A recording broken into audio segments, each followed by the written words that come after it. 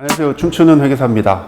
SVB 실리콘밸리 뱅크라는 은행이 파산했다는 소식이 연일 언론에 도배가 됐었죠. 그거랑 우리랑 무슨 관계냐. 저도 뉴스는 보지만 크게 이제 관심은 안 가졌습니다. 하루하루가 바쁘다 보니까. 근데 의외로 많은 분들이 관심을 가지고 계시고 이제 주제로 한번 얘기를 드리려고 합니다. 결국은 은행이 망했다는 건데 은행도 망하는구나. 조금 이제 나이가 있으신 분들은 IMF를 겪었고 리먼 브라더스 사태를 겪었어요. 그러면서 뭐가 망할 수 있구나라는 걸 체감을 했었습니다. IMF 때는 지금 우리가 아는 우리은행, 국민은행, 하나은행은 IMF 때 조흥은행, 주택은행, 장기신용은행, 충청은행, 기타 수십 개 은행이 망하면서 합병이 된 거예요. 이 은행이 그냥 예전부터 튼튼히 있었구나라고 생각하시겠지만 실제 IMF 때 은행이 수십 개 망하면서 합종연행, 정부가 주도를 하겠죠, 당연히. 그래서 지금의 우리은행, 국민은행, 하나은행 등등등이 생겨난 겁니다. 조흥은행은 신한은행입니다. 이거는 수정하겠습니다. 어쨌든 중요한 거는 은행도 망해서 합병이 됐다. 실리콘밸리 뱅크는 벤처기업에 되게 대출이나 투자를 많이 했어요. 이름에서 보시다시피 실리콘밸리가 전 세계의 스타트업의 성지 아닙니까? 어떻게 보면 약간 리스크 있는 기업에도 적극적으로 지원을 해주고 그 기업들이 정말로 엄청나게 컸을 때 페이스북이라든지 아마존, 유튜브 많이들 컸을 때 그 투자 수익 또는 이자를 안정적으로 받아가겠죠. 이 회사들이 망했다는 거는, 이 회사가 망했다는 거는 어떻게 망하느냐 그 메커니즘을 제가 한번 설명을 드리려고 하는데요. 일단 기본적으로 은행을 아셔야 됩니다. 은행은 합법적으로 돈 장사를 할 수 있는 겁니다. 속된 표현으로. 은행은 돈을 중개하는 브로커입니다. 은행은 비 올 때 우산을 뺏는다. 팩트고요. 뺏을 수밖에 없습니다. 경제가 어렵고 하면 대출을 많이 해주고 우산을 씌워줘야 된다라고 생각하는 게 우리의 일반 사람들의 생각이지만 은행은 그렇게 하면 100% 망해요. 은행은 어려울 때 돈을 빨리 걷어들여야 됩니다. 우산을 치워버려야 돼요. 우리 일반 정서랑 안 맞죠? 그게 왜 그런지 설명을 드리면 은행은 아까 말한 대로 돈을 중개하는 합법적인 기관입니다. 돈은 어디서 오느냐? 은행이 물론 자기 자금도 있지만 자기 자금이란 건 자본금, 그걸로는 택도 없죠. 은행이 대출만 100조, 200조 막 나가 있는데 전체 우리 가계대출이 1000조가 넘어요. 그 1000조는 은행에서 나간 거잖아요. 그럼 은행이 우리 시중은행이 그렇게 몇십 개 있는 게 아니다 보니까 몇백 조를 대출이 나가는데 그 돈은 어디서 왔냐? 그 역시 우리한테서 간 겁니다. 돈이. 여러분들 10만 원, 20만 원, 100만 원, 1000만 원 예금을 하잖아요. 뭐냐면 이자를 받기 위해서. 지금 한 2% 될 것 같은데. 우리가 전국에 있는 5천만 명 그리고 기업들이 은행에 예금을 합니다. 주식 투자하는 분도 있겠죠. 하지만 안정적인 건 예금이잖아요. 그럼 예금을 해서 이자를 받아갑니다.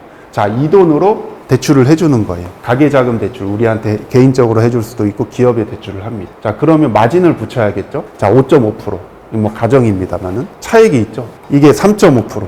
은행은 돈 꿔와서 돈을 꿔주고 그 이자 차익, 그걸 예대 마진이라고 합니다. 예금 대출의 차이인 예대 마진.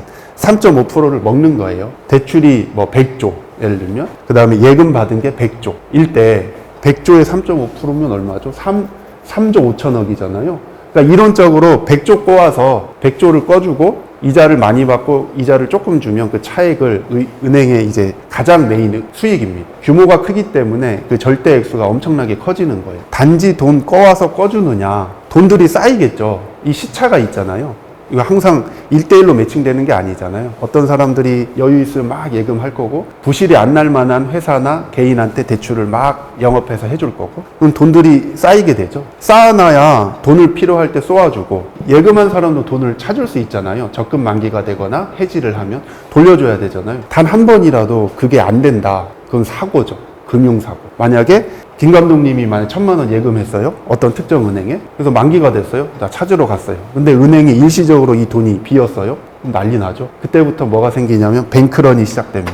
뱅크런. 이게 100조, 100조, 200조, 200조. 그럼 사람 수로 치면은 이게 수백만 명이 이제 돈을 꿔주고 꺼가는데 뱅크런은 어떤 경기가 하락되거나 이 어떤 은행에 문제가 생겼거나 약간 심리적인 게 있습니다. 적금 만기돼서 갔는데 돈을 못 준대. 큰 사고죠. 법적으로는 당연히 청구할 수 있지만 돈이 없으면 당장 못 주잖아요. 이게 공포심이 커지죠. 옆에 말하겠죠. 나 은행 갔는데 적금 못 준대. 다 빼달라고 하겠죠. 막 달려들어서 여기 은행 망할 것 같아.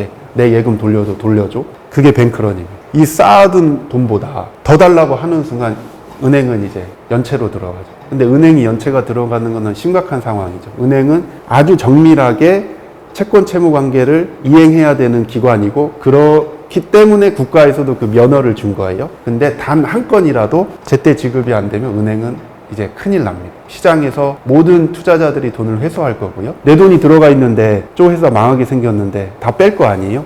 예금도 빼고. 이분들만 이제 가만히 있겠죠. 왜냐하면 나는 갚아야 될 입장이니까, 은행에 혹시 안 갚아도 되나? 뭐 이런 약간 기대감 있을 수도 있는데, 당연히 나중에 은행이 망하더라도 이 채권과 채무는 정부가 주도로 해서 다 정리를 합니다. 뭐 안 갚아도 되는 일은 없을 거고, 이분들도 못 받을 수 있어요. 우리 예금자 보호라고 들어보셨을 거예요. 한 금융기관 한 5천만 원까지는 예금자 보호를 해둡니다. 왜냐하면 은행도 민간금융이잖아요. 저번에 제가 정책자금 민간금융 얘기할 때 은행은 은행의 이익을 위해서만 일한다 했잖아요. 그리고 우산을 뺏는 거죠.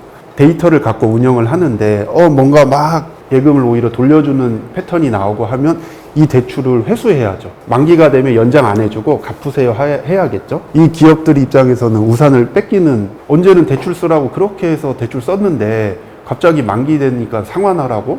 연장 안 해준다고? 그럼 은행이 좀 나쁜 거 아니냐. 그만큼 벌지도 못했는데 이자 잘 내고 있고 연체도 아닌데 왜 대출을 회수해야 돼. 계속 얘기하죠. 은행은 민간 이익을 위해서, 자기네 이익을 위해서 존재하는 회사예요. 정책 금융기관은 비 올 때 우산 씌워줍니다. 정부 예산으로. 여러분들이 은행에 대한 어떤 시혜적인 걸 기대 절대 하면 안 됩니다. 은행은 철저하게 이익을 위해서 존재하기 때문에, 그렇기 때문에 이 구조를 아셔야 되고, 이렇게 돈이 쌓여 있잖아요. 이제 콜금리, 지급준비금, 금융채, 국채 있는데 이게 왜 망했는지를 이제 얘기하려고 하는 겁니다. 자, 돈이 쌓여 있고 정상이었어요. 정상일 때 이 돈을, 은행도 돈을 현찰로 갖고 있으면 하나도 수익이 안 나잖아요. 이 쌓여 있는 돈을 투자를 해야죠. 자, 어디 투자하냐? 국채, 금융채. 이제 국채, 금융채가 뭐냐면, 국채라는 거는 국가에서 발행한 채권입니다. 국공채 보통 들어보셨을 텐데, 국가에서 발행하니까 나라가 망하기 전까지는 안전하잖아요. 그런 안전자산에 이 돈을 예치합니다. 그럼 이자가 나오겠죠? 금융채는 이런 은행이 발행한 채권이에요. 우리은행이 하나은행 채권 사고 뭐 이런 거예요. 자, 실리콘밸리 뱅크는 미국 국채에 투자를 많이 했어요. 미국이 망하기 전까지 연체를 걱정할 필요 없잖아요. 그러니까 돈이 많이 벌리니까 이거를 미국 국채에 투자를 했어요. 언젠가 받겠죠, 만기 되면. 이자도 받을 거고. 뭐가 문제냐? 근데 금리가 올랐잖아요. 금리가 오르면, 이게 여기서부터는 진짜 전문적인 얘기여서 조금 이해 안 될 수도 있는데, 금리가 오르면 채권 가격은 떨어져요. 이걸 모르면 이해가 안 되기 때문에. 자, 미국 국가가 발행한 1,000원짜리 샀어요. 실리콘밸리 뱅크가. 1년 후에 기다리면 1,050원을 받아요. 5%죠. 5%짜리 채권을 투자했어요. 자, 근데 금리가 올랐어요. 그럼 이건 5%였잖아요. 오른 상태에서 발행된 채권은 예를 들어 7%라고 해보시죠. 이렇게 되면 투자자들은 당연히 이 상태에 이 채권도 사고 팔 수 있거든요. 왜 팔겠어요? 돈이 필요하니까 팔죠. 그럼 돈은 왜 필요하겠어요? 지금 이렇게 투자를 해놨잖아요, 국채에. 이 사람들이, 야, 내 돈 돌려줘. 만기 됐어. 근데 이게 점점 줄다 보면 이걸 팔아야 돌려줄 거 아니에요. 이걸 회수하던가. 근데 이것도 만기가 있기 때문에 만기 전에 강제로 회수 못 하잖아요. 그러면은 내가 투자한 거를 우리로 치면 돈 필요할 때 적금 깨야 되잖아요. 은행도 적금을 깨야 돼요. 자기가 담은 돈이 필요할 때. 예금 맡긴 사람들이 돈 줘 하는데 안 주면 큰일 나는데, 대출한 거는 강제로 회수 못 하고 내가 투자한 적금을 깨야 될 거 아니에요. 근데 금리가 올랐잖아요. 이걸 사겠어요? 이걸 사겠어요? 이건 7%고 금리가 올라버렸어요. 예전보다. 내가 투자할 때. 그럼 이걸 살 거 아니에요, 사람들은. 자, 1,020원 내 걸 사. 너 6개월만 기다리면 1,050원 받아. 근데 사겠어요? 여기로 가면 더 좋은데? 안 팔릴 거 아니에요. 안 팔리면 가격을 낮춰야 될 거 아니에요. 채권은 딱 확정된 증서기 때문에 사고 파는 거 자유고, 얼마에 사고 팔지 당사자 간의 협의입니다. 찍는 카메라를 판다. 이거 정가가 없잖아요. 중고기 때문에. 그럼 감독님은 예를 들어, 이거 비싼 거야. 750 받고 싶어. 근데 아무도 안 사면 가격을 내려야 될 거 아니에요. 500, 300. 나 이거 빨리 팔아서 월세 내야 되는데. 그럼 어떤 사람이, 나 250에 하면 살게. 그럼 내가 생각할 거에 500만 원이 더 낮잖아요. 당장 월세가 밀리면 이거 방 빼야 돼, 예를 들어. 그럼 팔아야죠. 은행도, 실리콘밸리 뱅크도 이렇게 엄청난 국채에 투자를 해놨는데 안전해요. 이건 절대 못 받을 일 없어요. 미국이 망하기 전까지. 근데 예금 돌려달라는 사람들이 많이 생기잖아요. 돈은 줄잖아요. 근데 받을 권리는 미래에 있잖아요. 적금 깨야 될 거 아니에요. 적금을 깨려고 봤더니 이 채권이 금리가 올라 버리니까 시장에서 안 사는 거예요. 자, 안 사면 어떻게 되느냐?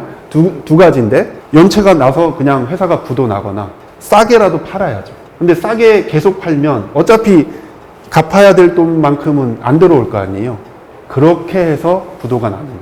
금리가 올라가면 채권 가격이 떨어져요. 왜 떨어지냐? 원래 5% 받는 게 있는데 금리 오르면 그 시점에 발행한 채권은 7%일 거 아니에요. 기존에 발행된 채권은 매력이 없어지잖아요. 반대로 5%에 발행을 했는데 금리가 낮아졌어요. 2%.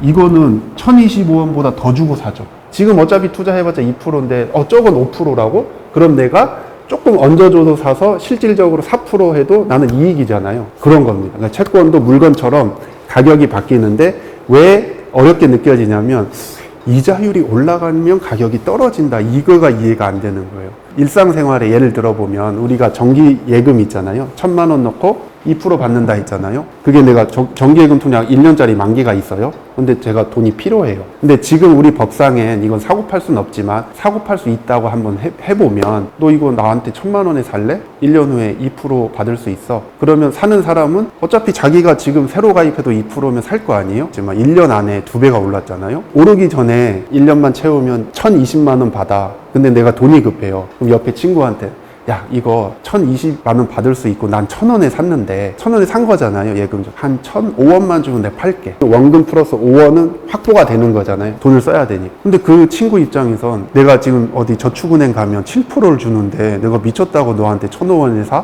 2%였는데 금리가 엄청 낮아졌어요. 너 나한테 1,005원에 사면 1년 후에 1,020원 받을 수 있어. 했을 때 금리가 예를 들어 제로라고 해보죠. 극단적으로. 그 친구는 제안을 받은 친구는 난 어차피 1,000만 원을 은행 넣어놔도 금리가 제로, 1,000만 원을 1년 동안 묵혀놔도 이자 하나도 못 받는 그런 상황이라 가정해야 이해가 쉬우니까 1,005원에 사겠죠. 왜냐면 내 돈을 1,005원을 지금 넣어봤자 금리가 0%면은 1년 후에도 1,005원밖에 안 되니까. 금리가 올라가면 가격은 떨어지게 돼 있어. 금리가 내려가면 기존의 채권은 가격 올라가게 돼 있어. 그러니까 그거를 아시면 이거 사태를 이해하실 수 있어요.